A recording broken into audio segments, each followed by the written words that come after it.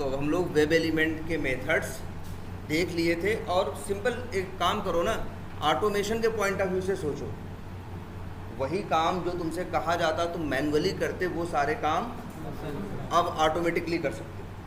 क्या क्या कर सकते हो? अगर बात करें क्या क्या कर सकते हो, तो वर्क वाइज देखो क्या क्या कर सकते हो। चलो वर्क वाइज देखें, अब तुम लोग क्या क्या कर सकते हो।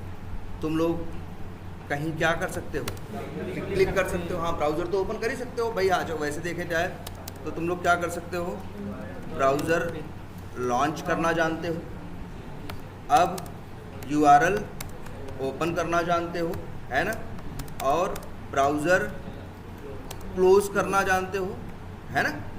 ये 3 काम जानते हो कि नहीं जानते हो? और चौथा और क्या, फाइंड एलिमेंट ये भी करना जानते हो कि किसी एलिमेंट को ढूंढना। ये मेथड किसका है? क्रोम ड्राइवर का मेथड है। क्या? फाइंड एलिमेंट, जिसका काम है पेज में किसी को ढूंढना। ये 4 काम तुम जानते हो। बाकी इसके बाद तुम किसको जानते हो? वेब एलिमेंट को। और तुम सोचो ना, पहले तुम्हारे पास काम क्या क्या है। तुमसे मान लो एक एप्लीकेशन चलाने को कहा जाए, एक एप्लीकेशन को तुम लोग चलाते, जैसे तुम लोग फेसबुक चलाते हो कि नहीं, तो एक तरह से तुम क्या यूज़ कर रहे हो, तुम क्या कर रहे हो, मैनुअल कर रहे हो। वो वही मैनुअल टेस्टिंग है। वही फेसबुक मैनुअली न चला, अब हम ऑटोमेशन से चला। तो पहले तो ये सोचना होगा ना कि क्या क्या काम हम मैनुअली करते हैं। तो जैसे हम क्या कर सकते हैं, हमारा भाई क्या ज़रूरत पड़ सकती है किसी एप्लीकेशन में, क्लिक करना, कहीं कोई वैल्यू क्या करना, टाइप करना, किसी टेक्स्ट बॉक्स में क्या करना, भाई टेक्स्ट बॉक्स में क्या करना, टाइप करना। और क्या ज़रूरत हो सकती है? और ज़रूरत हो सकती है किसी का टेक्स्ट निकालना। क्या करना? Fetch the inner text of element. किसी एलिमेंट का क्या करना, इनर टेक्स्ट फेच करने की ज़रूरत पड़ेगी। मान लो तुमसे कोई कहेगा तो ये एक ज़रूरत पड़ सकती है। और क्या हो सकती है? Fetch the attribute value of element. ये काम कर सकते हो ना। और क्या कर सकते हो तुम? फेच मतलब निकालना, fetch the size of element. बोलो, साइज भी निकाल सकते हो कि नहीं? साइज का मतलब क्या?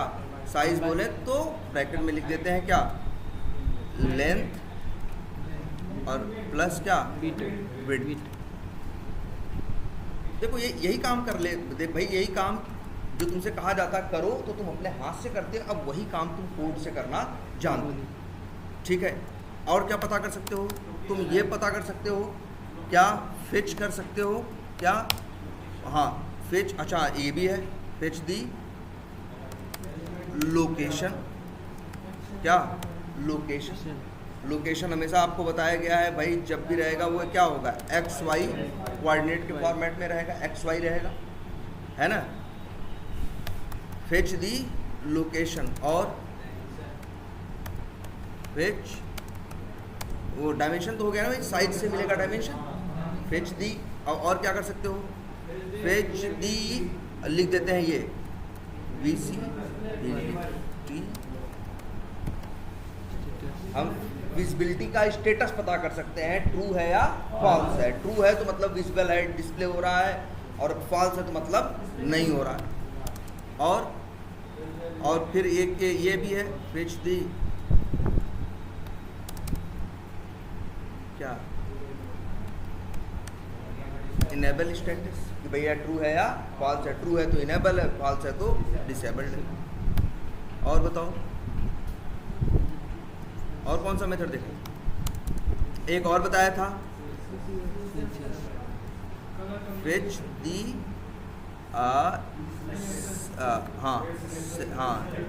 Selection status of check box and radio button. और ये सब काम तो लोकेशन तुम किसी का भी निकाल सकते हो, विजिबिलिटी का स्टेटस किसी का भी निकाल सकते हो, इनेबल का स्टेटस किसी का भी निकाल सकते हो, लेकिन किसी का चेक्ड है या अनचेक्ड है ये पता करना होगा, तो ये सिर्फ किसमें का काम करेगा, चेक बॉक्स है, रेडियो बटन। कितने मेथड हो गया? 7, 2, 9। और क्या बताए थे? क्या? हाँ, एक मेथड बताए थे बिल्कुल, क्या? क्लियर। मतलब ये क्या? Clear the text box. कई बार हम करते हैं ना, कहीं टाइप करते हैं तो पहले क्लियर करते हैं फिर लिखते हैं, वो जो क्लियर करना। 7, 3, 10 काम हो गए। और एक ना सेंड किस तो ऊपर ही हो। और ये फेच दी CSS वैल्यू। जब हम CSS वैल्यू तो हमने दिखाया था, CSS से कोई घबराने की जरूरत नहीं कि CSS कोई बहुत CSS कोई बहुत अलग चीज नहीं है। जब भी किसी राइट एलिमेंट को तुम क्या करते हो, किसी भी एक वेब एप्लीकेशन में कहीं भी जब तुम क्या करते हो, इंस्पेक्ट करते हो, तो तुम्हारे इंस्पेक्ट करते हुए उसका HTML तुमको दिखाई देता है कि नहीं दिखाई देता, और वो एलिमेंट दिखाई देता है ना। साइड में ही देखोगे एक और टैब यहाँ दिखाई होगी जिसका नाम क्या होगा, स्टाइल। और यहाँ पे उस एलिमेंट की स्टाइल या इंफॉर्मेशन होगी इसी के अंदर, यहाँ यही होगा ये सब कि उसकी हाइट क्या है, उसका बैकग्राउंड देखो, ये सब है ना, बैकग्राउंड पोजीशन क्या है, बॉर्डर रेडियस क्या है, बैकग्राउंड कलर क्या है, बॉर्डर क्या है, ये सब क्या है, ये सब CSS की इंफॉर्मेशन है। इसे बोलते हैं CSS की प्रॉपर्टी और CSS की वैल्यू। तो ये बड़ी काम की चीज़ तुम निकाल सकते हो क्या, फेच दी CSS, लिख देते हैं R style values of element. देख लो ध्यान से, इतने ही तो काम कर सकते हो। बोलो कितने मेथड हो गए तुम्हारे? 11। ध्यान से देखो, इसमें से 3 ऐसे मेथड हैं जो फिजिकली जाके कुछ करते हैं।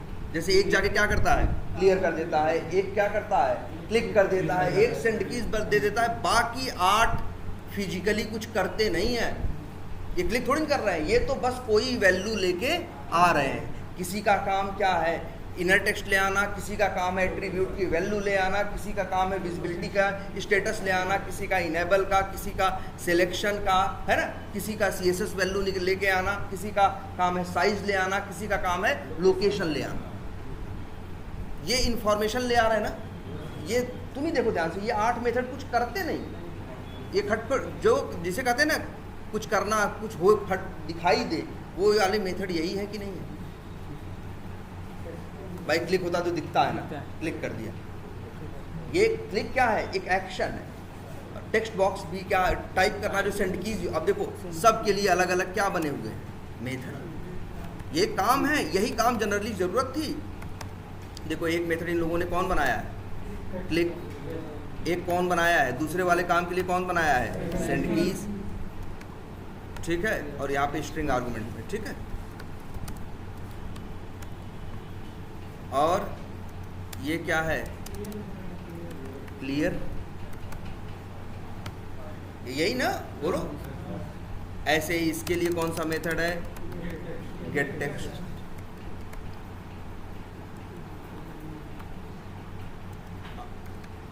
इसके लिए मेथड है कौन सा, गेट एट्रीब्यूट। इस काम के लिए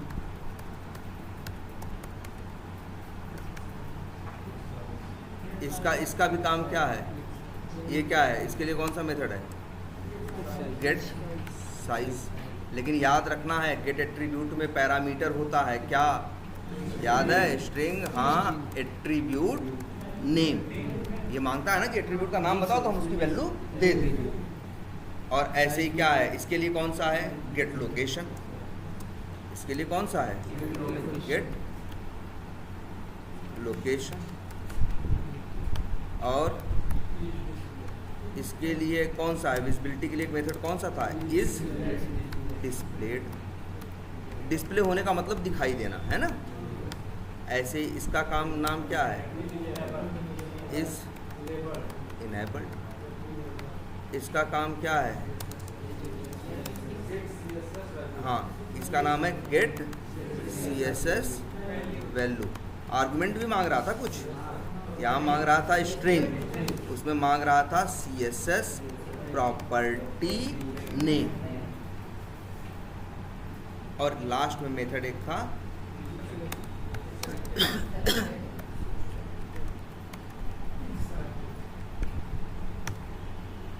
देखो, बस यही है। अब देखो, अब ये सारे काम तुम ऑटोमेटिकली कर सकते हो। और तुम भी एक चीज़ देख रहे हो, तुम्हारे 3 मेथड ऐसे हैं जो कुछ जाके फिजिकली करते हुए दिखाई देते हैं, बाकी 8 मेथड कुछ फिजिकली करते हुए दिखाई नहीं देते। सिर्फ ये पेज से एलिमेंट की कुछ इंफॉर्मेशन लेके आते हैं। कोई इनर टेक्स्ट लेके चला आ रहा है, कोई एट्रीब्यूट की वैल्यू लेके चला आ रहा है, कोई साइज लेके आ रहा है, कोई लोकेशन लेके आ रहा है, कोई विजिबिलिटी का स्टेटस लेके आ रहा है ना। अच्छा, हम लेके क्या करेंगे इसका? भाई लेके हम चेक करेंगे कि ये सही है या गलत। जानते हो ये सारे कितने मेथड हैं? 8। ये 8 के 8 मेथड यूज होंगे जिसे बोला जाएगा किसमें? टेस्टिंग। और ये जो 3 मेथड हैं ये जो यूज होंगे, ये नहीं कहा जाएगा कि ये टेस्ट, ये जो 3 मेथड है ये टेस्टिंग नहीं कर रहे हैं, ये क्या कर रहे हैं? एक्शन परफॉर्म कर रहे हैं। और ये क्या कर रहे हैं? ये एक्शन परफॉर्म करने के काम आएंगे। और ये 8 किसके काम आएंगे? टेस्टिंग। क्योंकि इनसे तुम इंफॉर्मेशन ले आओ। और ध्यान देना, इनसे जो लेके आओगे इन मेथड से, उनको हम बोलेंगे जनरली क्या?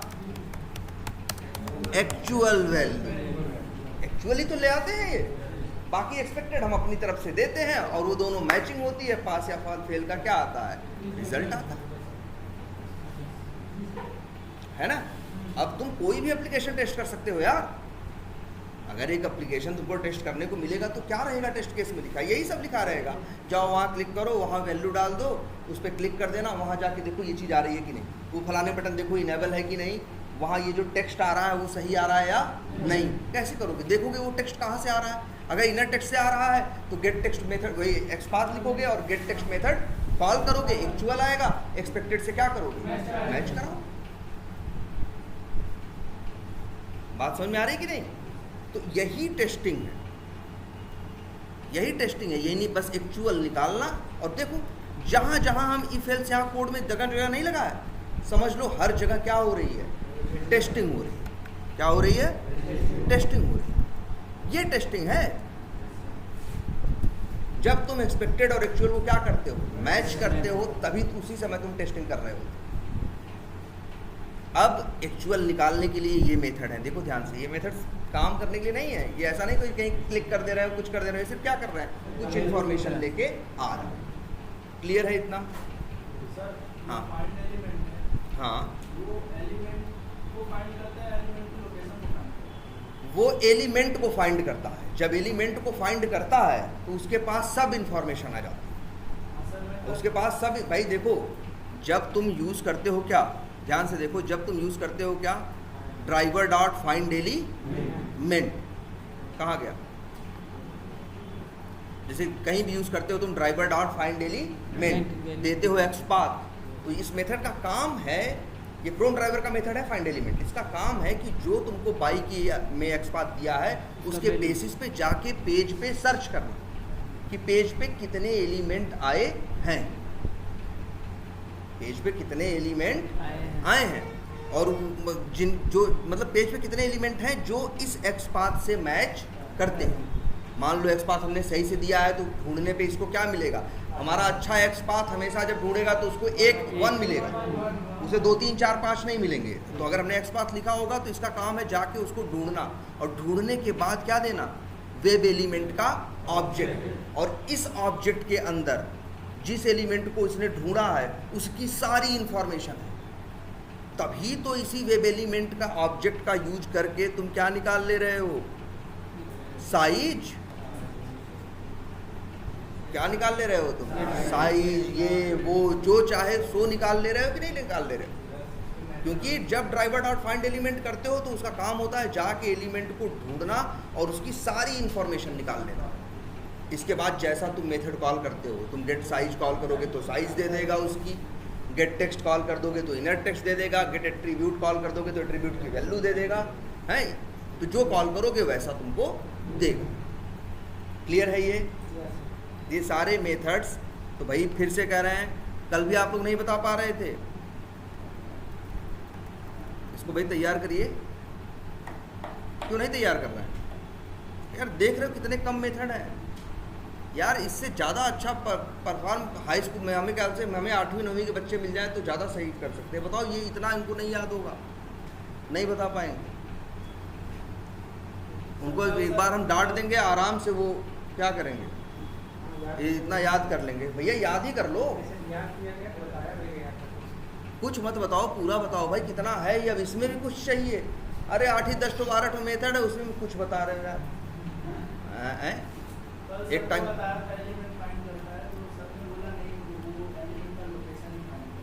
हाँ, जब एलिमेंट फाइंड करेगा तो उसमें सब रहेगा, लोकेशन, साइज सब रहेगा, सब कुछ रहेगा।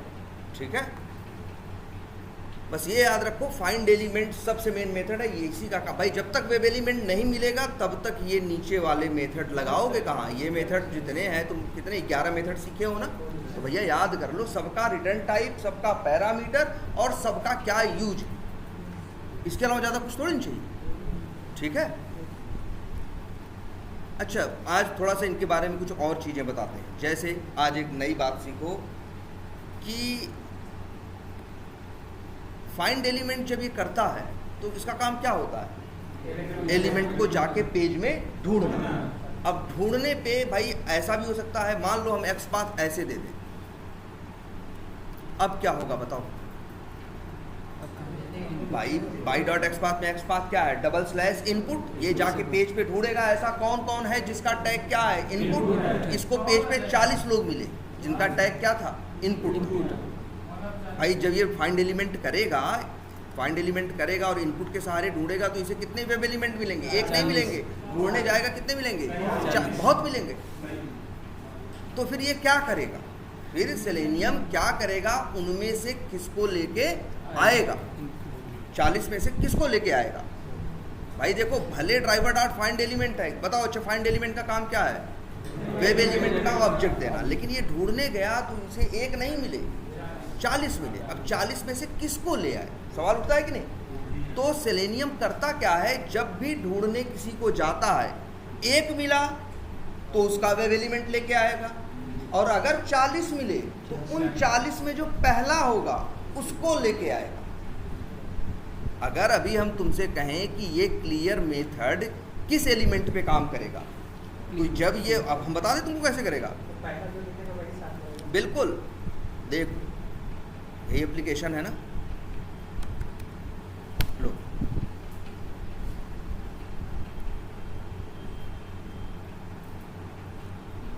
भाई देख लो अपना एप्लीकेशन क्या लिखा हुआ है। बाई डॉट एक्स पाथ, यहाँ क्या लिखा है? Double slash input. ये एक्स पाथ, अगर इस एक्स पाथ पे ढूंढेगा तो पेज पे कितने पाएगा? देख लेते हैं, 7 पा रहा है ना। तो ऐसा नहीं सातों पे काम करेगा या सातों का वेब एलिमेंट लेके आएगा। ले आएगा किसका? एक का। एक मिला होता तो एक ले आता, लेकिन यहाँ 7 मिले तो इन 7 में भी किसको ले आएगा? पहले। ये कहाँ हाईलाइट कर रहा है? पहले हैं? नहीं भाई, कहाँ हाईलाइट कर रहा? नहीं कर रहा भाई। हाईलाइट करेगा तो खूब बढ़िया से एकदम दिखेगा यार, ऐसा नहीं। देखो ये हाईलाइट हो रहा है, ये हो रहा है, ये सब देखो नहीं हो रहा है ना। तो लेकिन ये पॉइंट किसको करेगा? इसे, जो कि हाईलाइट नहीं हो रहा है। जो हाईलाइट नहीं हो रहा है वो तो समझ जाना वो क्या है? हिडन है। एक बात बताई थी आपको ना, क्योंकि HTML number of elements HTML में से UI पे क्या हो सकते हैं? कम हो सकते हैं, क्योंकि कई बार कुछ क्या होते हैं? हिडन होते हैं। कुछ क्या होते हैं? हिडन। जैसे ऐसा होगा कि HTML में 100 एलिमेंट है, लेकिन पेज पे देखोगे तो तुमको 70 ही दिखाई दे रहे हैं, बाकी 30 कहाँ गए? 30 क्या है? छुपे हुए, हिडन है, लेकिन वो HTML में है।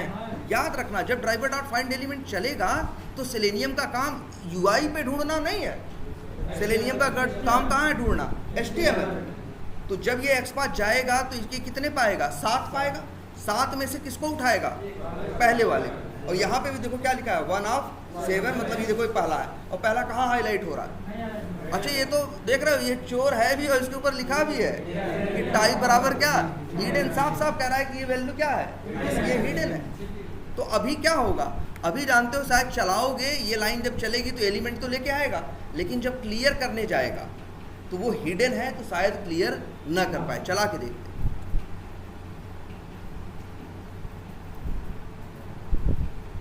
तो ये बात दिमाग में आज से आप लोगों को रखनी है, सेलेनियम अगर ढूंढने गया, उसे एक से ज़्यादा एलिमेंट मिले तब भी वो मना नहीं करेगा, उनमें से जो सबसे पहला होगा वही लेके चला है। अच्छा दूसरे टूल भी मार्केट में है, जैसे एक टूल है प्लेराइट, सेलेनियम की तरह वो भी टूल है, नया है थोड़ा, अभी 2 साल हुआ, 3-4 साल हुआ लॉन्च में। उसमें यही नियम है, अगर एक से ज़्यादा पाया, अगर वो एक से ज़्यादा पाया तो एरर दे देगा, कहेगा एक से ज़्यादा मिल रहा है, हम काम नहीं करेंगे। हाँ मतलब वो उसका कहने का मतलब हुआ कि हम गए ढूंढने 10 मिले, हम नहीं काम करेंगे। ऐसा एक्सपाथ लिख के दो जो एक पाए तभी हम काम करेंगे, नहीं तो नहीं करेंगे। लेकिन सेलेनियम के साथ ऐसा नहीं। सेलेनियम क्या कहता है, आप लिख के दो जी एक्सपाथ, 1 मिला तो उस पर ही काम कर देंगे, 10 मिलेंगे तो 10 में से जो पहला होगा उसकी बात करेंगे। अभी क्या हुआ है, बंद क्यों?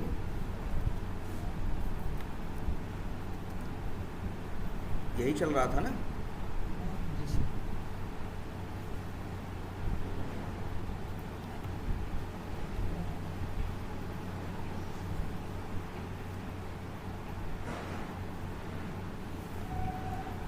ये आ गया।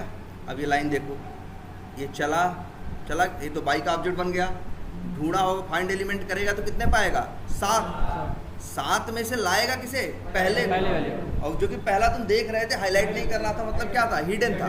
लेकिन जो हिडन है अब उसी को क्लियर करने की कोशिश करेगा।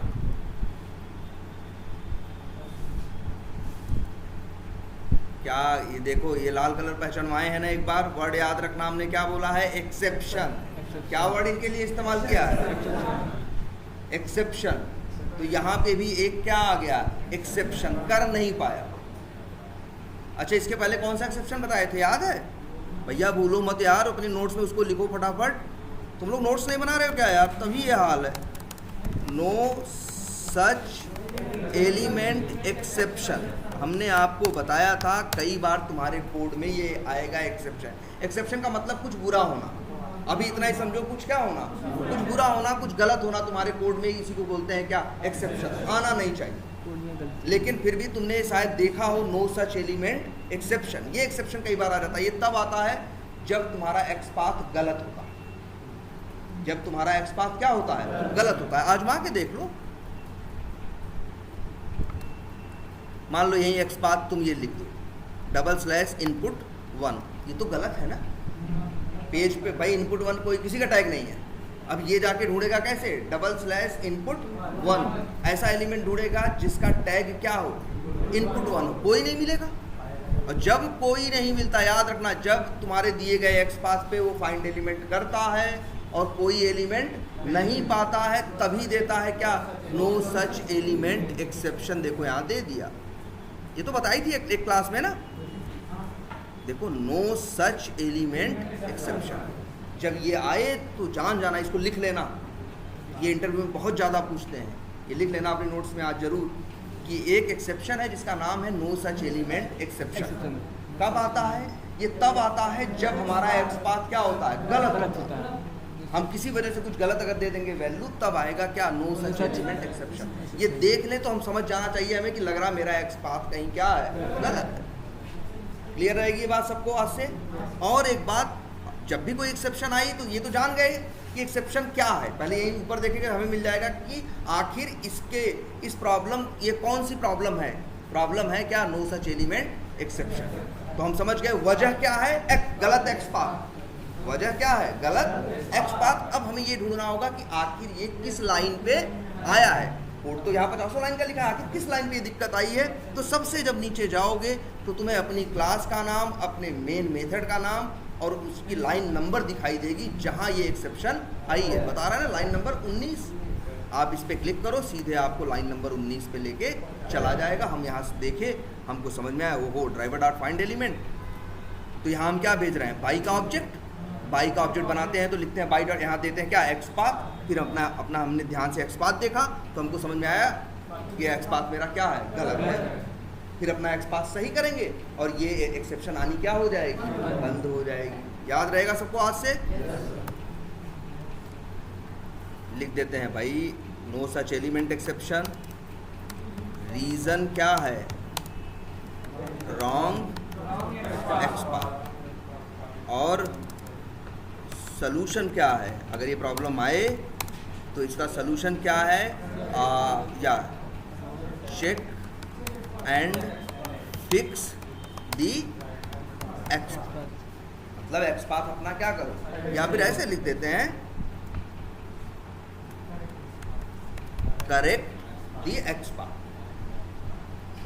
ठीक है, एक्सेप्शन का नाम आपको पता है, रीजन पता है, और जब रीजन आएगा तो इसका, जब ये आएगा तो इसका सलूशन पता। ठीक है,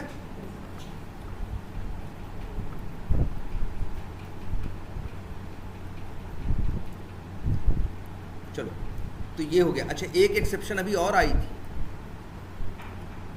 अब चलाएं फिर से। ये तो अब एक्स पाथ सही है ना भाई। गलत का मतलब क्या होता है? गलत का मतलब होता है जब ढूंढने जाए और एक भी ना पाए। अभी तो ढूंढने जाएगा, कितने पाएगा? 7 पाएगा। कितने पाएगा? 7। ये देखो 7 पाया, 7 में से किस पे काम करने गया? पहले पे। और देखो एक एक्सेप्शन आई, आज से आप लोग एक एक्सेप्शन और देख गए, पहचान जाइए, invalid state exception.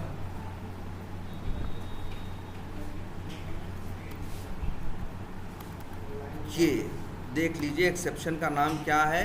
Invalid element state exception. आ रही बात समझ में? ऐसा तब, ये कब आती है जानते हो? Invalid state exception. अच्छा वैसे देखो कितना अच्छा नाम है, इनवैलिड एलिमेंट स्टेट एक्सेप्शन। कि मतलब आप जो काम करने जा रहे हो उस काम के लिए वो एलिमेंट नहीं बना, उसका स्टेट जो है, जो एलिमेंट है वो क्या है? हिडन है, छुपा हुआ है, और आप उसको क्लियर करने जा रहे हो या आप उस पर सेंड कीज करने जा रहे हो। जब वो सामने है ही नहीं तो करेगा कैसे? इसलिए दे रहा है क्या? Invalid element state exception. कि भैया इस एलिमेंट का जो स्टेट है वो वैलिड नहीं है, काम करने लायक नहीं है, ये कैसा है? हिडन है। क्लियर है ये बात? तो ये दूसरा एक्सेप्शन है। ये भी जैसे पढ़ोगे तो कैसे पढ़ोगे? किस, यहाँ पे एक्सेप्शन का नाम किस लाइन पे है? लाइन नंबर 20 पे। कहाँ पे? यहाँ। जब क्लियर करने गए तब। क्लियर है ये? और जब इसका एकदम प्रॉपर एक्स पाथ था तब सही था। तब तो इसको 1/1 मिल रहा था और वो भी वो नहीं मिल रहा था जो हिडन था, सही एलिमेंट मिल रहा था ना, इसलिए ये काम करेगा। अब क्लियर है आपको? तो अब ऐसे याद रखिए, ये वाला एक्सेप्शन तो कभी कभी आएगा। कौन सा? ये इसका लिख देते हैं रीजन एलिमेंट इज क्या? ठीक है। वैसे कौन सा था?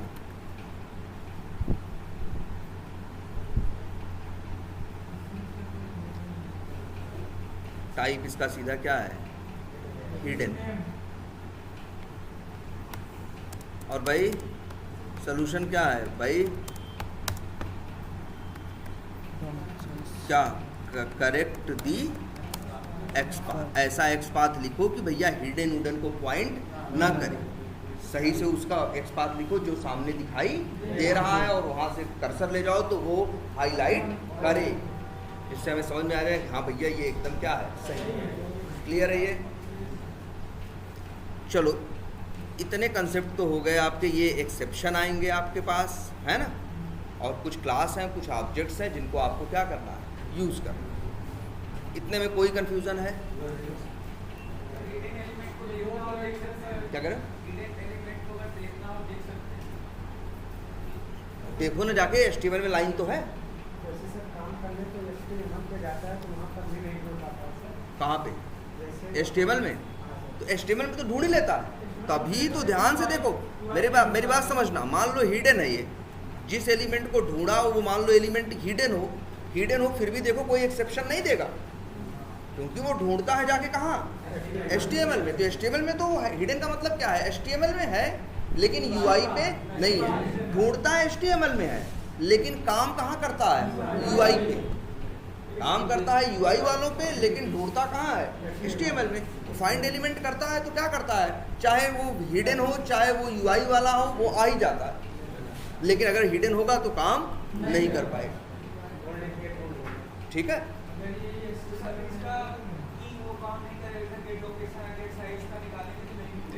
गेट साइज गेट लोकेशन जो हिडन होंगे, याद रखना, जो भी एलिमेंट क्या होंगे? हिडन होंगे।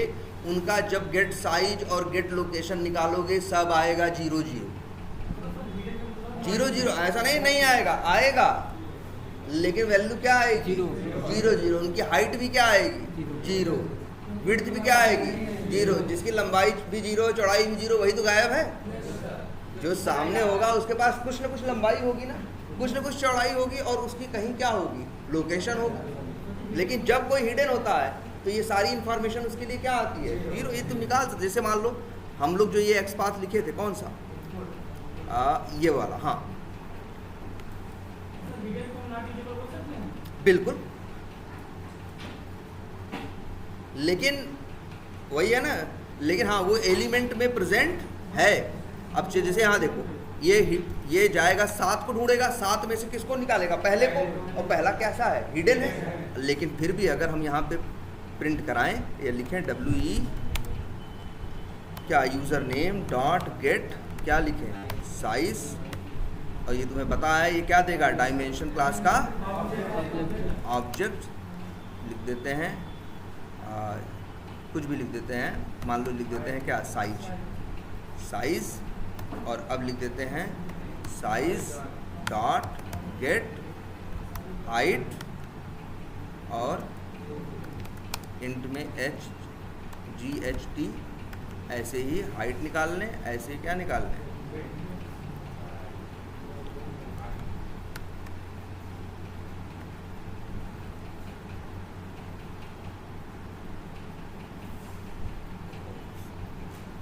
वहाँ साइज का हमने यूज़ लिख देते हैं। इसका नाम लग देते हैं हिडन एलिमेंट क्या? साइज। Hidden element size.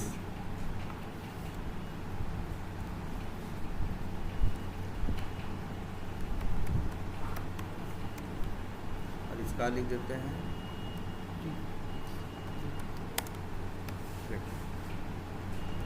और इसको ज़रा प्रिंट करा के देख लो। अगर कोई एलिमेंट, जैसे लिख देते हैं height plus comma plus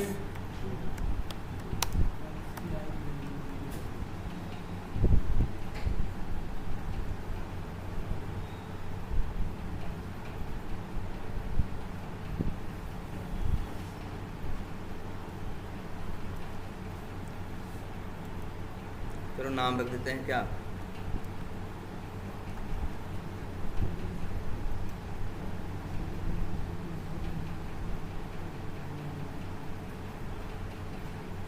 exception तो आगे वाली लाइन पे आया है, लेकिन साइज क्या बताया है? 0 0। जब कोई हिडन होगा तो उसकी साइज हाइट भी क्या होगी? 0 होगी। विड्थ भी क्या होगी? 0 होगी। गेट लोकेशन निकाल के जब तुम निकालोगे ना, गेट X और गेट Y, वो भी क्या आएगा? 0 0। और जो सामने होगा उसकी कोई ना कोई तो पोजीशन होगी। अरे छोटा होगा, बड़ा होगा, कुछ ना कुछ तो साइज होगी। लेकिन जो हिडन होगा उसके लिए सब क्या होगा? सब 0। अच्छा, तब आज ये बता दिए तो ध्यान से सुनना, इसको लिख लेना जरूर।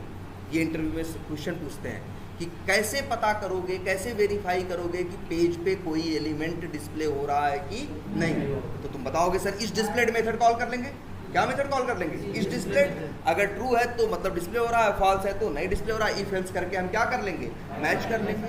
लेकिन आज जान जाओ एक बात, ये डिस्प्ले मेथड कभी कभी धोखा दे देता है। ये इज डिस्प्लेड मेथड मतलब कभी कभी तुम्हारे साथ ऐसा होगा कि कोई एलिमेंट तुमको सामने दिखाई नहीं दे रहा, लेकिन फिर भी जब इस डिस्प्लेड कॉल करोगे तो वो क्या बोल देगा?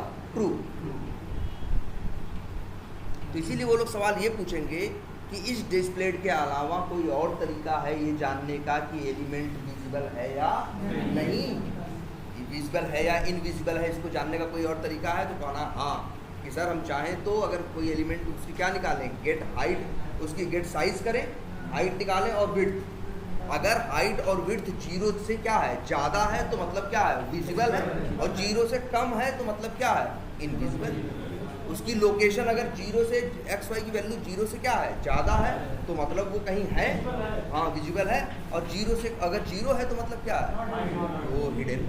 तो ये भी एक तरीका है ये जानने का कि एलिमेंट हिडन है या विजिबल। एक तो तरीका इस डिस्प्लेड मेथड है ही, एक मेथड ये भी है। कौन सा? तो ये चीज़ जरूर लिख लेना अपने नोट्स में। और ये जो एक्सेप्शन के बारे में बताया नो सच एलिमेंट, उसके बारे में जरूर लिखना, ठीक है। और ये एक सबसे बड़ा इसका बिहेवियर कि जब ये एक से ज़्यादा पाता है तो मना नहीं करता, उनमें से पहला लेके आ जाता है, ठीक है।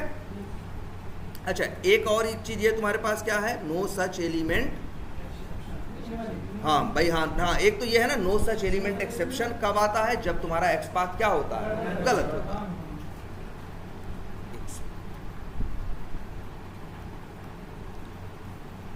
नहीं, चीज इससे रिलेटेड है।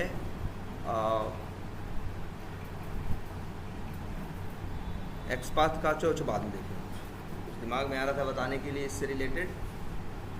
ये तो अब आपको पता है ना कि अब आप ये जान जाओगे एक्सेप्शन ये आई है, इसकी वजह क्या है और इसको किस लाइन पे आएगा ये पता आया है, ये पता कर लोगे और फिर जाके उसको क्या कर दोगे? उसको ठीक कर दोगे और तुम्हारा ये काम करने लगे, ठीक है। और ये 2-3 बिहेवियर लिख लेना। चलो ठीक है, तो इतना क्लियर है। चलो अच्छा, एक बात और बताओ, चलो कुछ पुरानी चीज़ें याद करते हैं।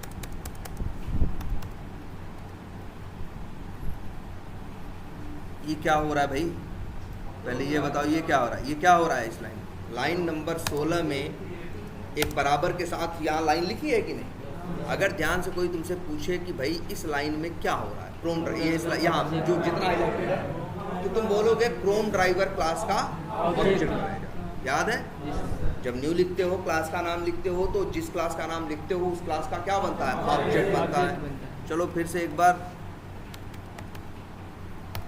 याद करो। अगर इसको रिप्रेजेंट करें तो कुछ ऐसे रिप्रेजेंट कर सकते हैं कि जैसे हुआ, पढ़ा इसने न्यू क्रोम ड्राइवर, ये रैम में गया, रैम में जाने के बाद 8 बाइट की क्या लिया? मेमोरी। ये समझ लो पूरी तुम्हारी रैम है, उसमें जाके ये 8 बाइट क्या लिया? स्पेस लिया, मेमोरी लिया। और उसी 8 बाइट के अंदर अब 8 बाइट का स्पेस क्यों लिया? क्योंकि जब ऑब्जेक्ट बनाएगा कोई भी, ध्यान देना, जब वो कोई भी ऑब्जेक्ट बनेगा तो ऑब्जेक्ट के साथ नॉन स्टैटिक वेरिएबल और नॉन स्टैटिक मेथड्स ये लोड होते हैं ना। ये तो बढ़िया से हमने आप लोगों को अच्छे से बताया था ना।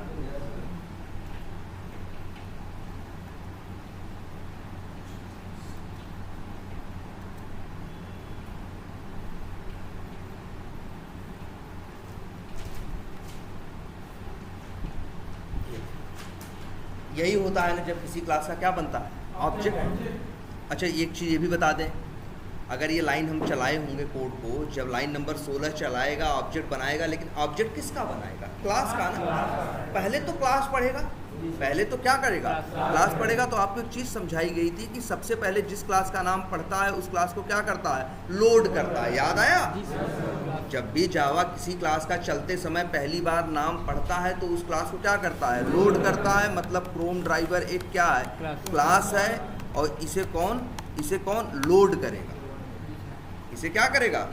जावा। याद रखना, ये जावा का नहीं है, कोई भी क्लास हो, चाहे तुम्हारी बनाई क्लास हो चाहे दूसरे क्लास हो, चलते समय पढ़ेगा क्लास को नाम तो फट से क्या करेगा, उस क्लास को लोड करे एक बार। उसी क्लास का नाम आगे 10 बार पढ़ेगा, 10 बार लोड नहीं करेगा। कितनी बार लोड करेगा, एक बार।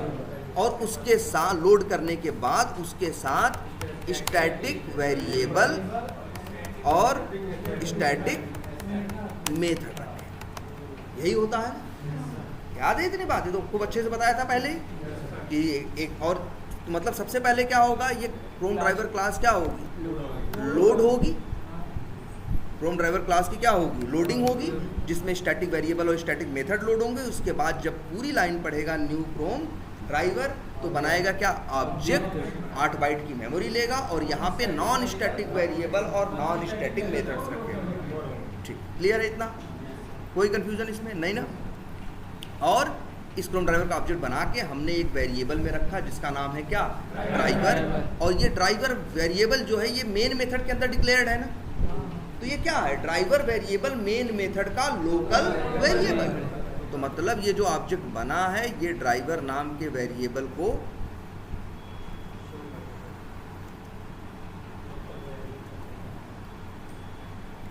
ड्राइवर नाम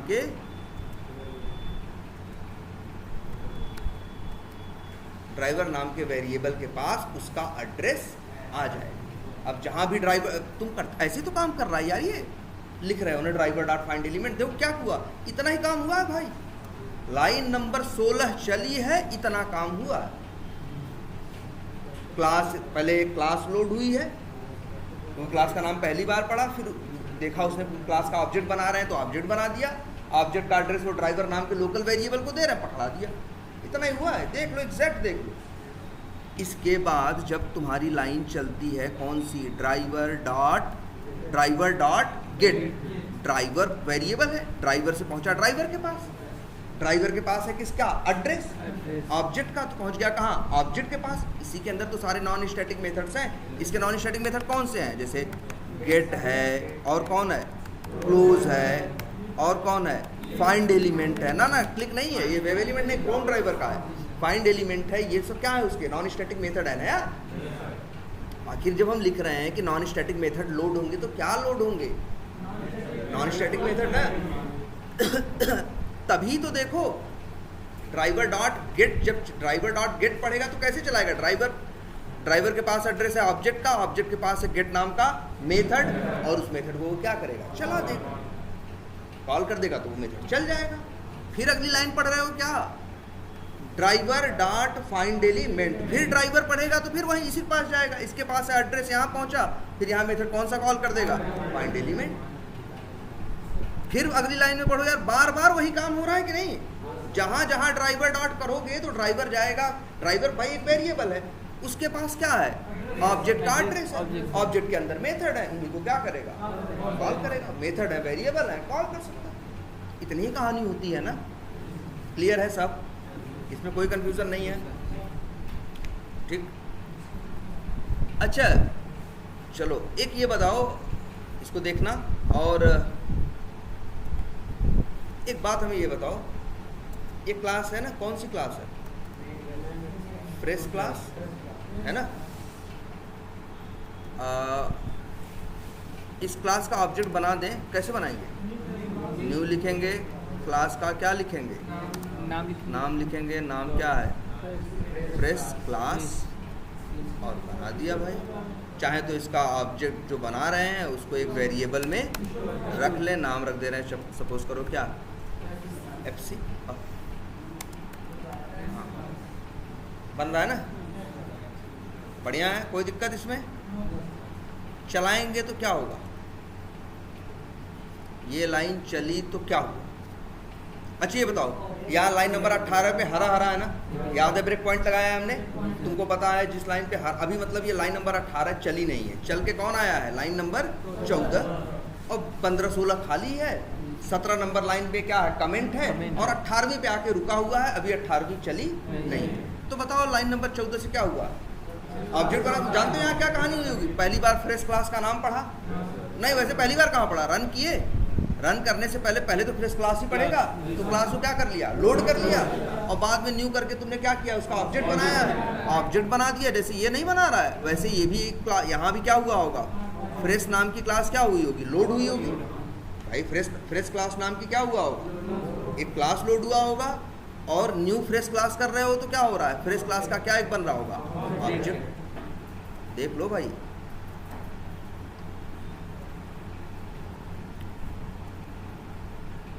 भाई बतिया तो वही लिखी है ना, नियम थोड़ी बदल जाता है। ऐसा थोड़ी ना क्रोम ड्राइवर के लिए अलग नियम रहेगा और फ्रेश क्लास के लिए अलग रहेगा, और तुम्हारी क्लास के लिए नियम सबके लिए क्या रहेगा? एक ही होगा ना। अब ये क्या है? यहाँ पे फ्रेश क्लास क्या हुई है? लोड हुई है। क्या चीज़ें लोड हुई होंगी? स्टैटिक, और स्टैटिक मेथड, स्टैटिक वेरिएबल। और क्या हुआ है? न्यू फ्रेश क्लास करके क्या बना है? फ्रेश क्लास का ऑब्जेक्ट। ये मान लो ऑब्जेक्ट बना है, और इसके अंदर क्या लोड हुए हैं?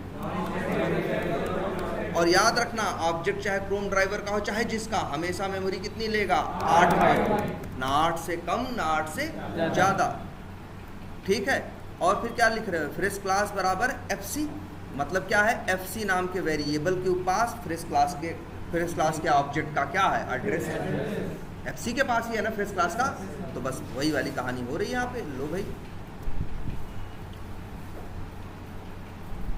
ये लो भाई,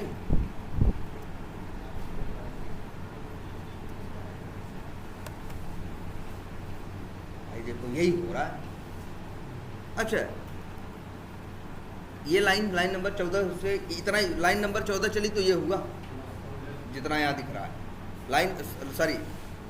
लाइन नंबर 14 चली तो हाँ ये हुआ। लाइन नंबर 18 चलेगी तो क्या होगा? ये होगा, ये वाला ये काम होगा। ठीक है, कोई कंफ्यूजन इसमें? अच्छा, तो इस लाइन से कुछ हुआ, ऑब्जेक्ट बन गया, कुछ और दिखा, कुछ और होता हुआ देखा नहीं, बस ऑब्जेक्ट बनाया। ऑब्जेक्ट बना लिया है, तो अब इसके मेथड हम क्या कर सकते हैं? Non static method, non static variable, ये सब कुछ क्या कर सकते हैं? हम कॉल कर सकते हैं। भाई ऑब्जेक्ट बना लिया, और तो कुछ नहीं हुआ ना। अच्छा, ये लाइन नंबर 18 है। लाइन नंबर 19 पे भी देखो हम क्या लगा रहे हैं? Break point. अगर इस पर क्लिक करेंगे तो कौन सी लाइन चलेगी? Line number 18। 18 में भी क्या हो रहा है? क्रोम ड्राइवर क्लास का ऑब्जेक्ट बन रहा है ना। बताओ, अभी लाइन नंबर 19 चली नहीं है, कौन चली? सिर्फ 18। और क्या हुआ 18 नंबर लाइन पे? ये हुआ जो यहाँ दिख रहा, इतना हुआ है। कहाँ पे? Line number 18। हाँ, मतलब पहले क्लास लोड हुई है, फिर ऑब्जेक्ट बना है, और ऑब्जेक्ट का एड्रेस ड्राइवर के पास आया, इतना हुआ है ना। तो यही तो फ्रेश के साथ भी हो रहा था, वही इसके साथ भी हो रहा है ना। न कोई छोटा न कोई बड़ा। लेकिन ध्यान दो जरा एक बात पे, ब्राउजर लॉन्च हो गया, ब्राउजर नहीं लॉन्च हुआ। एक काम करते हैं, फिर से बंद करते हैं भाई। यहाँ ढेर सारे ब्राउज़र खुले हैं, इसलिए कन्फ्यूज़न हो सकती है, इसलिए इन सबको क्या कर देते हैं? बंद कर देते हैं। लो भाई, अब कोई फालतू ब्राउज़र नहीं है। चलो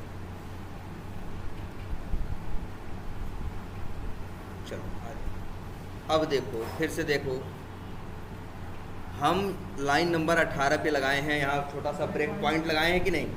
तुमको पता है ना, रन बटन में मत क्लिक करो, किस पे करो? डिबग पे। तो कोड आके वहाँ रुक जाएगा जहाँ ब्रेक पॉइंट लगा। तुम देखो लाइन नंबर 14 चली, ऑब्जेक्ट, सॉरी कोई बात नहीं, लाइन नंबर 14 चली, क्या बना? लाइन नंबर 14 चली, ऑब्जेक्ट बना, और कोई धमाका तो नहीं हुआ ना? है, बस ऑब्जेक्ट ही बनाना। और लाइन नंबर 18 चली, तब भी क्या हुआ? ऑब्जेक्ट बना। लेकिन तुम ध्यान से देखो, ब्राउजर लॉन्च हो गया ना। पहले ये देखो, ब्राउजर लॉन्च हुआ कि नहीं? दूसरी भाई, मतलब ऐसा नहीं है। तो तुमको अभी तो ये देखो ध्यान से, ऑब्जेक्ट बनने से ब्राउजर नहीं लॉन्च होता। जनरली ऐसा देखा है ना, बहुत से क्लास का ऑब्जेक्ट तुम लोग बना चुके हैं अभी तक। हम लोग न्यू करके आधार क्लास का, इधर उधर दुनिया भर की क्लास का, जैसे बहुत सी क्लास का ऑब्जेक्ट बनाते हैं कि नहीं बनाते? लेकिन ऐसा तो नहीं था कि इसके पहले ऑब्जेक्ट बनाते थे ब्राउजर खुल जाता था। लेकिन तुम ये देख रहे हो एक क्रोम ड्राइवर एक ऐसी एक क्लास है जिसका ऑब्जेक्ट जब बनाते हैं तो ब्राउजर लॉन्च हो जाता है। ठीक है, तो क्वेश्चन पहले तो ये उठता है कि आखिर ऑब्जेक्ट बनने से ब्राउजर कैसे लॉन्च हो सकता है, और या ब्राउजर भाई तो इससे क्यों नहीं ब्राउजर लॉन्च हो रहा है? यहाँ पे भी तो क्या बना रहे हैं? ऑब्जेक्ट बना रहे हैं। लेकिन जब क्रोम ड्राइवर का ऑब्जेक्ट बन रहा है तो क्या हो जा रहा है? ब्राउजर लॉन्च हो रहा है। पहले जानते हो ध्यान से, अक्सर लोगों के दिमाग में एक बात होती है, कंसेप्शन होता है लोगों के दिमाग में होता है कि जब कोई मेथड चलता है तब काम होता है, ऑब्जेक्ट बनता है तो फिर क्या होती हैं? सिर्फ नॉन स्टैटिक चीज़ें लोड होती हैं। जब तुम मेथड कॉल करते हो तब चीज़ें काम करती हैं। अगर जनरली किसी से पूछोगे ना कि ब्राउजर कौन खोल रहा है, किस लाइन से ब्राउजर खुल रहा है, तो अक्सर लोग बोल देंगे लाइन नंबर 19 से। उनको लगता है कि लाइन नंबर 19 ही क्या कर रही है? ब्राउजर भी लॉन्च कर रही है और URL भी ओपन कर रही है, जबकि लाइन नंबर 19 सिर्फ URL ओपन कर रही है। ब्राउजर लॉन्च ये लाइन कर रही है, लाइन नंबर 18। तो अब सवाल उठता है कि कैसे, आखिर लाइन नंबर 18 ब्राउजर लॉन्च कैसे कर रही है? ऑब्जेक्ट तो इसके पहले बनाए हैं। तो अच्छा, तुम्हें ये पता है ना जब ऑब्जेक्ट बनता है तो क्या होता है? नॉन स्टैटिक चीजें लोड होती हैं, और कुछ तो नहीं होता ना। एक काम करते हैं, इस क्लास का नाम क्या है? पहले जो तुम्हारे सामने दिख रही है फ्रेश क्लास। एक काम करते हैं, फिर एक इस क्लास के अंदर बनाते हैं, चलो एक मेथड कैसे बनाते हैं? अक्सर पब्लिक प्राइवेट करके, चलो पब्लिक ही बना दिया। फिर क्या लिखते हैं? स्टैटिक लिखते हैं? नहीं लिखना, या तो भाई नॉन स्टैटिक बनाना होगा तो लिखोगे स्टैटिक। भाई जब स्टैटिक मेथड बनाना होता है तो स्टैटिक लिखते हो, अगर नॉन स्टैटिक बनाता होगा तो कुछ नहीं लिखते हो। इसके बाद क्या लिखते हो? मेथड में वाइड लिखते हो, अगर रिटर्न ना करे, और रिटर्न करने वाला होगा तो रिटर्न टाइप लिखोगे। चलो हम ये दोनों गायब कर दे रहे हैं, और जो चीज़ बना रहे हैं उसका नाम रख रहे हैं वही जो क्लास का नाम। मतलब देखा जाए तो हमने कुछ मेथड जैसा बनाया, और उसका नाम क्लास के नाम से क्या कर रहा है? मैच कर रहा है। अच्छा, अभी तो मेथड ही हम बोल रहे हैं, ठीक है। तो इसके अंदर क्या लिखा है लाइन नंबर 12 में? हाय। वैसे तुम्हें बताओ किसी लाइन में कुछ लिखा हो तो वो मेथड जब कॉल करते हो तब वो मेथड चलता है, जब वो मेथड चलता है तब वो प्रिंट होता है। अब इस फ्रेश क्लास को हमने कहीं कॉल किया है? नहीं, हम तो सिर्फ क्या कर रहे हैं? फ्रेश क्लास का क्या बना रहे हैं? ऑब्जेक्ट बना रहे हैं। देखो लाइन नंबर 21 पे हम ब्रेक पॉइंट लगा दे रहे हैं, डाउट ना हो आपको। लाइन नंबर 17 चलेगी, इसके बाद आगे रुक जाएगा, आगे कुछ चलेगा नहीं। और देख लेते हैं क्या होता है ऑब्जेक्ट बनने से।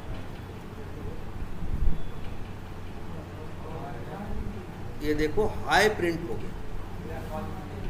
गया कि नहीं? पहले ध्यान से देखो सब लोग, हाई प्रिंट हो गया कि नहीं? हाई जबकि लिखा है इसके अंदर, और इसको हमने कॉल नहीं किया है, तुम्हारी आंख के सामने हमने कॉल नहीं किया है, फिर भी ये चला है। समझ रहे हो?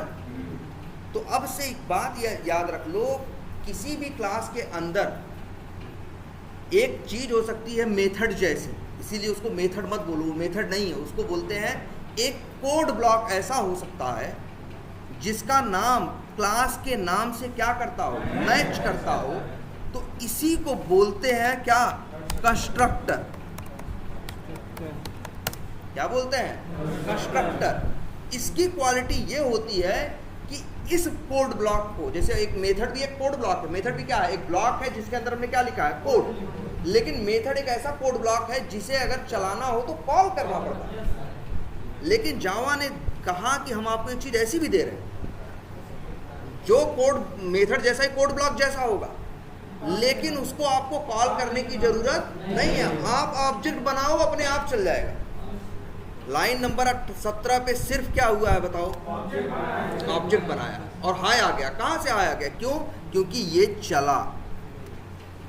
तो ये जो कोड की बॉडी है जो आपको दिख रही है, या एक जो कोड ब्लॉक दिख रहा है जिसका नाम क्लास के नाम से क्या कर रहा है? मैच कर रहा है, ठीक है। उसी को बोलते हैं क्या? कंस्ट्रक्टर। इसको मेथड नहीं बोलते। और ये एक ऐसी चीज है जो कॉल नहीं की जाती, अपने आप चलती। कब? जब ऑब्जेक्ट बनता है तब। जैसे एक चीज़ और दिखाते हैं, मान लो इसी क्लास का ऑब्जेक्ट हम बताओ कितनी बार बना रहे हैं, FC1 रख दे रहे हैं एक का नाम, एक का FC2। अब देखो, अब चला रहे हैं, लाइन नंबर 22 पे ब्रेक पॉइंट लगा, यहाँ रुक जाएगा, 3 लाइनें तो चल जाएंगी ना, 3 बार हाय आ गया ना, क्यों? क्योंकि जितनी 3 बार ऑब्जेक्ट बना है, जितनी बार ऑब्जेक्ट बनेगा उतनी बार उस क्लास का कंस्ट्रक्टर चलेगा ऑटोमेटिकली। ठीक है, इसको आप कॉल नहीं कर सकते, ये ऐसी चीज है जो ऑब्जेक्ट बनने के टाइम पे अपने आप चलेगी, उसी को बोलते हैं क्या? कंस्ट्रक्टर। इसकी पहचान क्या है? मतलब यहाँ लिख देते हैं, क्या चीज़ हम लिख रहे हैं, बहुत ज़रूरी कंसेप्ट और इंटरव्यू में बहुत पूछा जाता है, चाहे जिस लेवल पे इंटरव्यू देने जाओ। क्या? कंस्ट्रक्टर। पूछें कंस्ट्रक्टर क्या है? कंस्ट्रक्टर इज अ, क्या बोलें, कोड ब्लॉक। मतलब वही करली ब्रेसेस से शुरू और जो करली ब्रेसेस पे एंड हो उसे ब्लॉक बोलते हैं कई बार, तो ऐसे अंग्रेजी है लिख रहे हैं क्या? Constructor is a code block and its name is same as class name. Name and, अब ध्यान से देना, एंड इट कांट, वही कैन नॉट, ठीक है, इट कांट बी स्टैटिक। ये स्टैटिक नहीं हो सकता कभी। ऐसी अगर गलती अगर ऐसे लिख दोगे भैया तो भैया ये नहीं है, अब ये कंस्ट्रक्टर नहीं है। कंस्ट्रक्टर है तो वो स्टैटिक नहीं हो सकता, ठीक है। It can't be static, it can not B static and it can not B void and it cannot mention return type also। देख रहे हो? अब पढ़ो, क्या मतलब समझ में आया? कैसे पहचानोगे? ऐसा कोड ब्लॉक जिसका नाम क्लास के नाम से क्या करता हो, मैच करता हो, और जो स्टैटिक भी ना हो, जो वाइड भी ना हो, जो मतलब वाइड भी ना हो, और जो रिटर्न टाइप भी ना हो, मतलब ले दे के सिर्फ इतना लिखा हो। पब्लिक या प्राइवेट जो लिखते हो इसे क्या बोलते हैं? याद करो, भूल गए।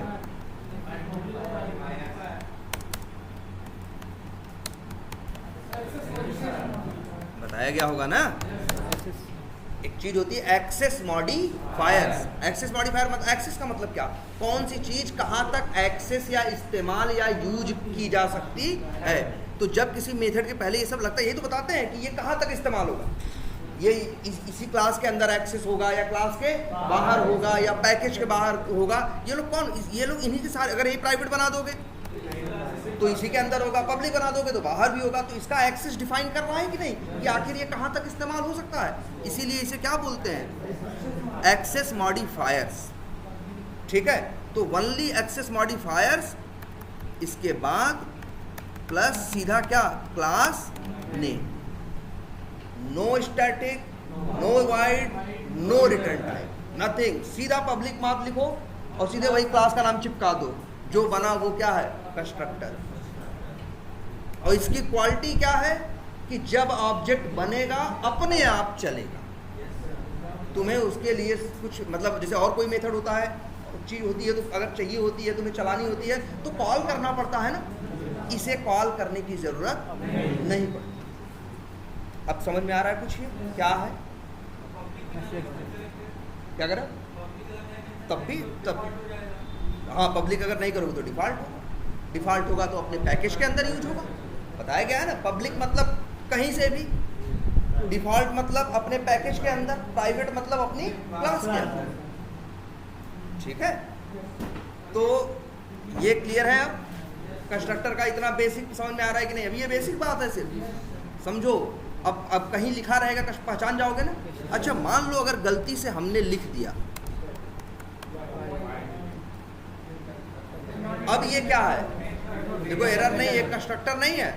अब ये देखो, अब ये एक मेथड है, अब ये एक मेथड है। जैसे दूसरे मेथड होते हैं, ये अब तभी चलेगा जब क्या किया जाएगा, कॉल किया जाएगा। अब ये तुम्हारे सामने सबूत है, देख लो। अब तो इसके पास कोई कंस्ट्रक्टर नहीं है, बस ये क्या है, एक मेथड है, संजोग से इसका नाम क्लास के नाम से क्या हो रहा है, मैच कर रहा है। लेकिन इससे नाम मैच करने से कंस्ट्रक्टर नहीं बन जाता। कंस्ट्रक्टर बनना है इसे तो न वाइड लिख सकता है ये, न रिटर्न टाइप लिख सकता है, न स्टैटिक लिख सकता है, तीनों चीज़ें नहीं लिख सकता। अब ये मेथड है एक सिंपल सा, जैसे दूसरे नॉन स्टैटिक मेथड है वैसे ये भी है। और अब एक काम करते हैं, बंद करते हैं, अब जरा फिर से इसको रन करते हैं। तीनों ऑब्जेक्ट बना तो कंसोल पे कुछ नहीं आया, क्योंकि भाई क्लास का ऑब्जेक्ट बनने पे क्या चलता है, कंस्ट्रक्टर। ये कंस्ट्रक्टर है ही नहीं, है ना, कंस्ट्रक्टर की पहचान है। अब देखो ये कंस्ट्रक्टर है। क्लियर है, ये बात समझ में आ रही है कि नहीं? अब हाँ, बनने को तो और भी बन सकते हैं, ठीक है, नहीं होगा, ज़्यादा दिमाग मत लगाओ, आगे कुछ और बताएंगे तो इसके बाद होने लगेगा, ठीक है। तो इस बात को समझो अभी कि कंस्ट्रक्टर है क्या, समझ में आया? कंस्ट्रक्टर एक कोड ब्लॉक है जो अलग से तुम नहीं चला सकते चाह के भी। ऑब्जेक्ट जब बनेगा तो अपने आप चलेगा। अब सवाल उठता है कि ये कंसेप्ट आखिर आया क्यों, आखिर इसकी जरूरत ही क्यों पड़ी? तो ध्यान से सुनो, कई बार ऐसा होता है, ध्यान से सुनना इस बात को, कई बार ऐसा होता है कुछ काम हम करने जाएं तो उस काम से पहले कुछ चीज़ें हमें चाहिए हो। जैसे मान लो हम कहीं मिस्त्री का काम करना जाएं तो मेरे हाथ में कुछ चीज़ें, जैसे पता है कि भैया वो काम करने से पहले कुछ चीज़ें हमें चाहिए। जैसे भैया हमें ये कन्नी चाहिए, बसली चाहिए, या 2 3 4 चीज़ें जो है क्या है, मेरी बेसिक नीड है जो हमें चाहिए, ठीक है। उसके लिए अच्छा, अब ऐसा, अच्छा ये बताओ, अगर ऐसा कोई मजदूर हो जिसको ये भी बताना पड़े कि यार कल काम पे भी आ जाना, अच्छा अपनी कन्नी भी लिए आना, अपनी बसली भी लिए आना, ये बताने की जरूरत नहीं पड़ती, ये बताने की जरूरत पड़ती नहीं पड़ती ना। सोचो तो ऐसे देखो, अब जावा में देखो क्या हुआ, कई बार ऐसा होता है हमारे साथ, कुछ काम ऐसे होते हैं जो हमें लगता है कि ये काम तो हमें हर हाल में करना ही करना है।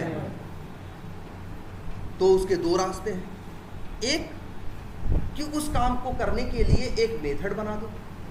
मेथड बना दोगे तो क्या होगा, वो मेथड कॉल करोगे, वो काम होगा, लेकिन उसके लिए मेथड क्या करना होगा, तुम्हें कॉल करना होगा। लेकिन अगर जब तुम्हें लगता ही है कि ये इस क्लास का ऑब्जेक्ट बनाने के बाद, इस क्लास का ऑब्जेक्ट बना के हमें यूज करना है, लेकिन उसके पहले ये काम हमें करना ही करना है, तो हम क्यों ना करें ऐसा, उस क्लास के अंदर बना दे कंस्ट्रक्टर, और वो काम जो हमें करना ही करना है वो कोड लिख दे कहाँ, कंस्ट्रक्टर के अंदर।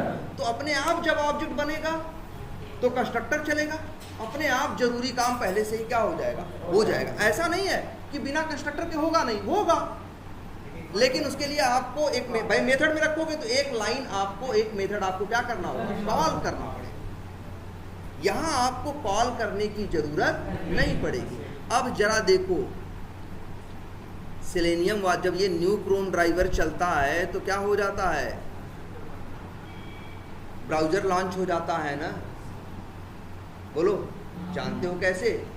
समझो, एक सेलेनियम वालों को एक बात पता थी। अच्छा ये बताओ, क्रोम ड्राइवर या सेलेनियम यूज करके ऑटोमेशन करोगे तो ऐसा कौन सा काम है जो करना ही करना, ब्राउजर लॉन्च करना? बिना ब्राउजर लॉन्च के कुछ कर पाओगे क्या? कुछ भी करना है, सबसे बेसिक काम क्या है, और वो करना ही करना है।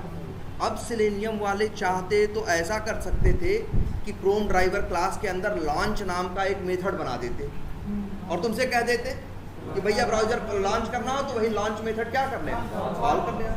तो तुम्हें एक एक्स्ट्रा लाइन लिखनी पड़ती ना, सबको लिखनी पड़ती, बिना उस लाइन के कुछ होता नहीं, बिना लॉन्च के क्या करो। तो ये अब सोचो, दुनिया में करोड़ों लोग, लाखों लोग तो सेलेनियम यूज कर ही रहे हैं, वो लाखों लोग एक लाइन बेवजह फालतू लिखते कि नहीं लिखते? इन लोगों ने क्या कंसेप्ट दे दिया, इन लोगों ने ये कंसेप्ट दे दिया कि यार ये जब जरूरी काम है तो इसे अलग से मेथड में क्यों दें, उसी क्लास उसको मेथड में डालने के बजाय उसी क्लास के अंदर बना दे क्या, कंस्ट्रक्टर। तो इन लोगों ने क्या किया, सेलेनियम बनाने वालों ने जहाँ क्रोम ड्राइवर नाम की क्लास बनाई है, उस क्लास के अंदर क्रोम ड्राइवर नाम का क्या बनाया है, एक कंस्ट्रक्टर, और उस कंस्ट्रक्टर के अंदर उन लोगों ने ब्राउज़र लॉन्च करने का कोड लिख रखा। इसी वजह से जैसे ही लाइन नंबर 25 चलती है, न्यू क्रोम ड्राइवर क्लास का ऑब्जेक्ट बनता है, तुम्हें पता है जब ऑब्जेक्ट बनेगा तो पहले क्या चलेगा, कंस्ट्रक्टर, और जब कंस्ट्रक्टर चलेगा तो वो ब्राउज़र क्या कर देगा, बंद कर देगा। ये कंस्ट्रक्टर के कंसेप्ट का बेनिफिट है। ऐसा नहीं कि ये काम बिना कंस्ट्रक्टर के नहीं होता, हो जाता, लेकिन एक लाइन अननेसेसरी लिखनी पड़ती, नंबर एक। और एक दूसरा सबसे बड़ा फायदा क्या है इसका मालूम है, सोचो अगर गलती से तुम मान लो कंस्ट्रक्टर नहीं होता, तब तुम कौन सा मेथड कॉल करते, लॉन्च नाम का मेथड होता, तुम क्या करते, ड्राइवर डॉट लॉन्च करके मेथड कॉल करते और आगे सैकड़ों लाइन का क्या लिखते, कोड लिखते। मान लो गलती से तुम लॉन्च वाला मेथड कॉल करना भूल गए तो आगे की लाइनों का कोई मतलब है, जब ब्राउज़र नहीं खुलेगा तो इन नीचे की लाइनों का कोई सेंस बनता है, ब्राउज़र खुलने के बाद ही तो सब हर चीज़ का सेंस है। तो एक रिस्क ये भी है कि अगर भूल गए तो आगे की लिखी सारी लाइनें किसी काम की नहीं, बेकार हो जाए। तो अगर कोई ऐसा काम है जो तुम्हें लगता है कि इस ऑब्जेक्ट के साथ ये चीज़ तो हमें चाहिए ही चाहिए, ये काम हमें करना ही करना है, तो उस केस में हम क्या करते हैं, उस क्लास के अंदर जाके एक क्या बना देते हैं, एक कंस्ट्रक्टर। बनाना बड़ा आसान है, पब्लिक क्लास का नाम बन गया क्या, कंस्ट्रक्टर। और क्वालिटी क्या है, जब ऑब्जेक्ट बनेगा अपने आप चलेगा, जब ऑब्जेक्ट बनेगा अपने आप चलेगा। क्लियर है ये? तो ये आपको समझ में आया कि कंस्ट्रक्टर पहचानोगे ना, पहचान लोगे आप किसी भी का, हाँ किसी भी हर क्लास में कंस्ट्रक्टर का नाम क्या होगा, अलग होगा, वही होगा जो उस क्लास का नाम होगा। और क्वालिटी क्या है, जब ऑब्जेक्ट बनेगा अपने आप चलेगा, अपने आप चलेगा, आपको कॉल करने की जरूरत नहीं। क्लियर है ये?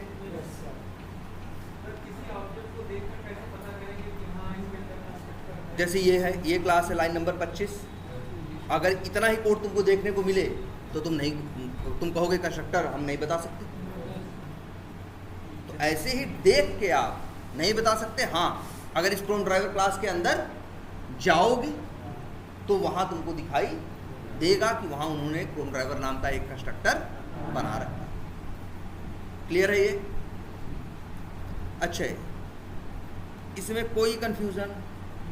कंस्ट्रक्टर का कंसेप्ट तो बेसिक तो समझ रहे हो ना, अब पहचानना तुम जान चुके हो, तो पहचान लिख लेना अपने नोट्स में। और प्लस ये इसका बिहेवियर कि जब ऑब्जेक्ट बनेगा तब चलेगा, जितनी बार ऑब्जेक्ट बनेगा उतनी बार चलेगा। क्लियर? अच्छा ये बताओ, यहाँ एक क्या लिख के आ रहा है? अच्छा हाँ, प्रिंट यहाँ क्या लिखा है, हाय। चलो अपना नाम लिख लेते हैं, क्या लिखा हुआ है, हाय राहुल। अब 3 बार ऑब्जेक्ट बना रहे हैं कि नहीं?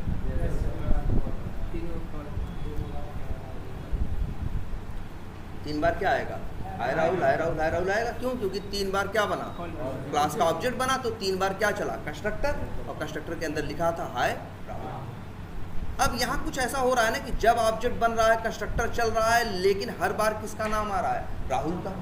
हम चाहते हैं कि कभी हाय राहुल आए, कभी आए हाय संदीप, कभी आए हाय रमेश, कुछ इस तरह से क्या आए, अलग अलग। यार ये तो हम तुमको बताएं मेथड में, कि मेथड में जब कुछ फिक्स रहे तो उसको क्या करते हो, पैरामीटर से क्या करते हो, उसे रिप्लेस कर देते हो ना। यार देखो, अच्छा याद है ना ये कंसेप्ट? नहीं। और वैसे ही सेम यहाँ देखो, जो ये है, ये भी भले कंस्ट्रक्टर है लेकिन दिखता तो कुछ मेथड जैसा ही है भाई। देखो ये भी पब्लिक प्राइवेट लिखता है, ये भी ब्रैकेट लगाता है, फिर सबसे बड़ी पहचान होती है, मेथड जैसा ही है कि नहीं? तो अगर इसको ये भी चाहे तो पैरामीटर इसमें भी हो सकते हैं। जैसे यहाँ हाय राहुल लिखा है, हम चाहें तो ऐसे लिख दें स्ट्रिंग नेम, और यहाँ राहुल के बजाय लिख दें हाय प्लस नेम। अब क्या हुआ, अब जानते हो, अब जो नाम भेजा जाएगा वो नाम यहाँ पे आएगा। लेकिन ध्यान से देखो, अब यहाँ एरर आने लगा।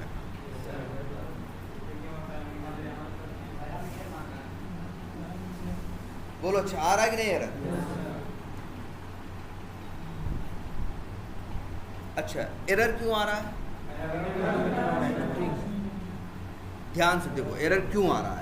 क्यों कह रहा है जावा हम नहीं चला पाएंगे? जावा कह रहा है भैया हम ये कोड चला नहीं पाएंगे। जावा इसलिए बोल रहा है कि जावा पहले पूरा देख ले रहा है। कह रहा है लाइन नंबर हम जब 20 चलाने आएंगे, 20 चलाने आएंगे तो मेरी ड्यूटी क्या होगी? फ्रेश क्लास का क्या बनाना? ऑब्जेक्ट। जब फ्रेश क्लास का ऑब्जेक्ट बनाने जाएंगे तो हमसे कहेंगे चलो चलाओ क्या? कंस्ट्रक्टर। और कंस्ट्रक्टर के पास पहुंचेंगे तो वो कहेगा ले आओ स्ट्रिंग। और हम कहाँ से दें स्ट्रिंग जब मेरे पास है ही नहीं? तो देखो तुम ही सोचो आखिर क्यों एरर दे रहा है। लाइन नंबर 20 जब चलेगी तो रूल है ना भाई, जब किसी क्लास का ऑब्जेक्ट बनता है भाई न्यू करोगे तो ऑब्जेक्ट बनेगा। ऑब्जेक्ट जब बनेगा तो क्या चलेगा? कंस्ट्रक्टर। ये तो नियम है ना भाई। और ये कह रहा है भैया हमको स्ट्रिंग ले आके दो तब अंदर जाने देंगे। इसी बात की एरर है। तो ध्यान से सुनो, अगर किसी में कंस्ट्रक्टर के अंदर पैरामीटर है तो जब तुम उस क्लास का ऑब्जेक्ट बनाओगे उसी टाइम पे पैरामीटर भी भेजना पड़ेगा। कैसे मिले इसको बताओ? बताओ तुम ही बताओ। अच्छा ये बेचारा कब चलता है? जब ऑब्जेक्ट बनना ना, जब ऑब्जेक्ट बनता है। और तो अगर इसको पैरामीटर चाहिए तो ऑब्जेक्ट बनाने के टाइम पे ही दोगे ना। इसीलिए देखो कई बार तुम्हारे साथ ऐसा होगा, किसी क्लास का ऑब्जेक्ट बनाओगे ऐसे जैसे हमने बनाया है और एरर आ जाएगी ऐसे को रेड कलर से कर्सर लेके जाओगे, ये वर्ड लिख लेना अपने नोट्स में आएगा। यहाँ पे देखो आएगा ऐड आर्गुमेंट टू मैच। वो बोल रहा है, वो कह रहा है भैया कि फ्रेश क्लास एक क्लास है, इस क्लास के अंदर एक क्या है? कंस्ट्रक्टर है। कंस्ट्रक्टर को चाहिए क्या? पैरामीटर। चाहिए कि नहीं चाहिए? तो तुमको यही देना पड़ेगा। ऐसे देखो, अब देखो एरर है।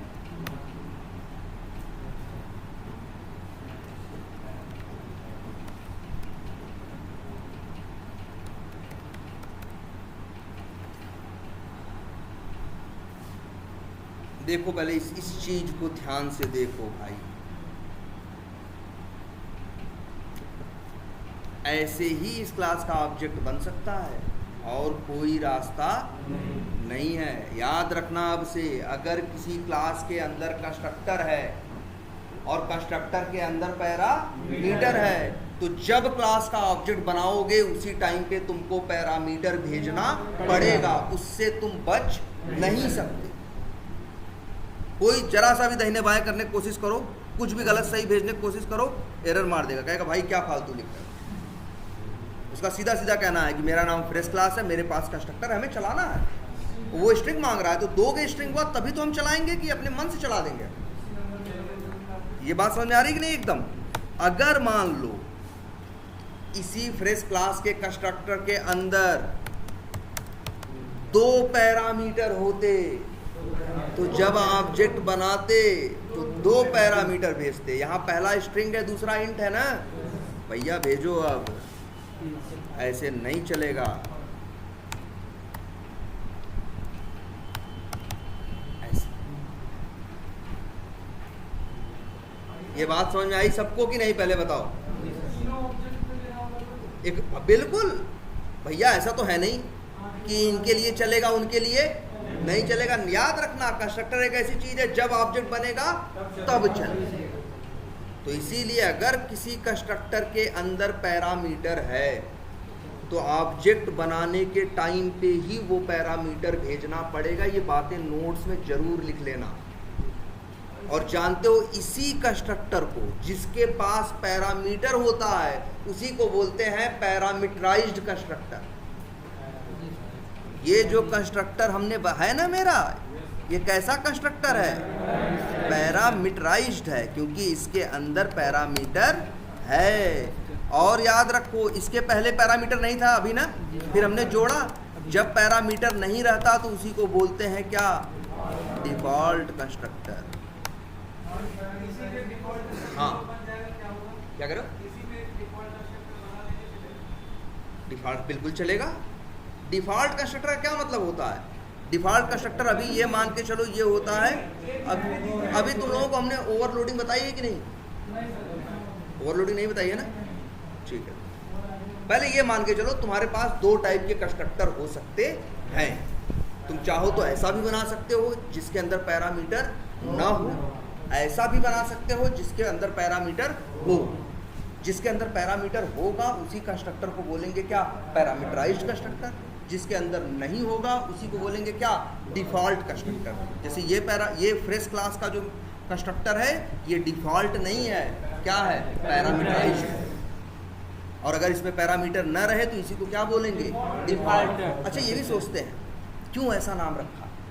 एक का नाम डिफॉल्ट रखा और एक का नाम क्या रखा? पैरामीटराइज्ड। देखो जिसके अंदर जिस कंस्ट्रक्टर के अंदर कोई पैरामीटर नहीं होता उसका ऑब्जेक्ट बनाने के लिए बाय डिफॉल्ट क्या करते हो? न्यू लिखते हो, क्लास का नाम लिखते हो, ऑब्जेक्ट बन जाता है।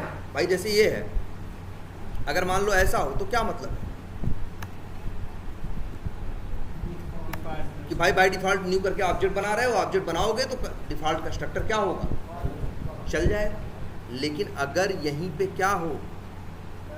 पैरामीटराइज्ड हो, तो अब ऐसे करने से बात नहीं बनेगी। याद रख लेना इस बात को। अगर किसी क्लास के अंदर कंस्ट्रक्टर है और वो पैरामीटराइज्ड है तो जब ऑब्जेक्ट बनाओगे उसी टाइम पे वो पैरामीटर भेजोगे। नहीं भेजोगे बचाओ तो बेचारा चलेगा कैसे? क्लियर है ये? कोई कंफ्यूजन? तो यहाँ तक इतने पे ही रखते हैं। यहाँ तक अपना नोट्स जो है रेडी करो।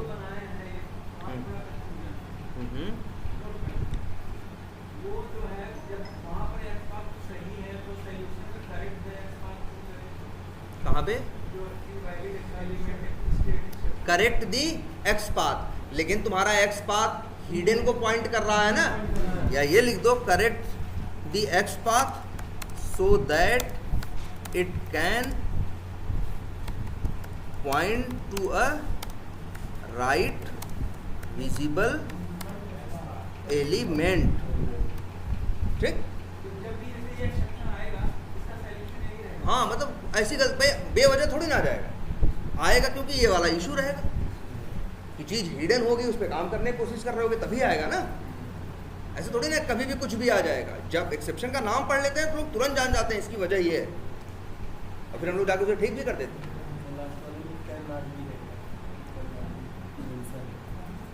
हाँ इट कैन नॉट, हाँ चलो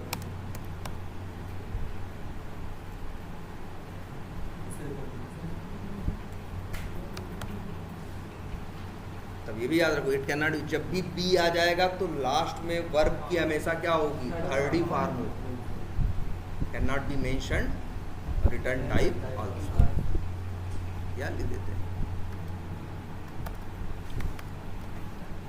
या ये लिख देते we can't mention return type also. ठीक है।